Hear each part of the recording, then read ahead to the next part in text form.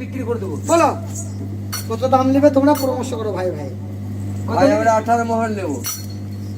একটা কিতাবের মধ্যে লিখছে ইস্যুকে 18 মোহরে বিক্রি করেছে। 18 মোহর। আর একটা বাংলা কিতাবের মধ্যে লিখছে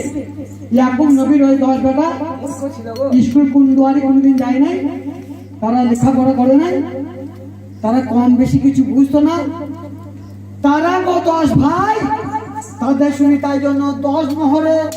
10 টাকাতে ইস্যুকে বিক্রি করে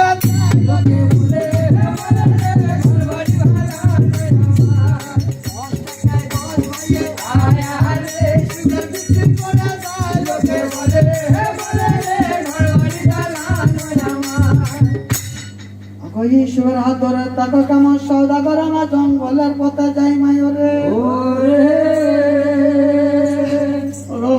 চচি আপনাদের জানা ওগো ফুলের বাগিচায় দেখো কেমন মা রহে খবর দেখতে বলছে শোনো শোনো একে সৌদাগর গো ওগো সৌদাগর আমি তোমার সংসার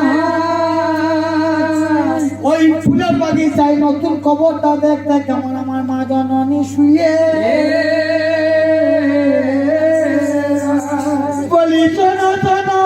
সৌদাগর আমি তোমার হাতে ধরি কিছুক্ষণের মতো আমাকে চাষ ছেড়ে দিয়ে একবার মায়ের আমার খবর জিয়ার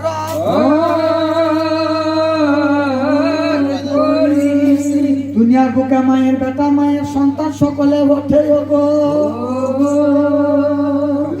ও সৌদাগরের ইস্যুর কথা শুনতে পায়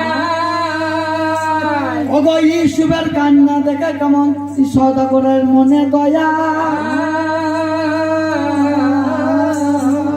আমি কেমন করে মায়ের করে ধূপ সুলকা দিব গো ও ভাই আমরি আমরি আমি কেমন করে মায়ের করে বাতি দেব কেমন করে কবই জেরত করবো আমার কাছে নাই গো বলি শোনো শোনো সৌদাগরের মাতা সিপাই ভাই গো তোমরা আমার মুখ চাও আমার মায়ের ঘরে 200 টাকা দিব আমাকে কিছু দান করো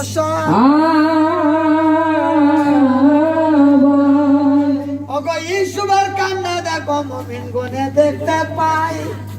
ওই আমার ইসুবের নামে দান করে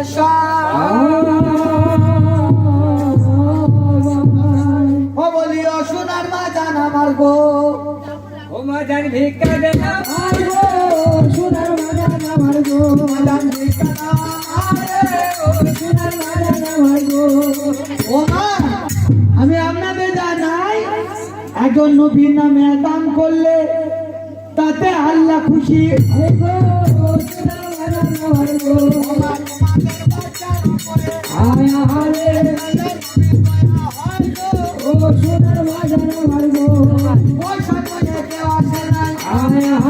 পয়সা সঙ্গে যাবে না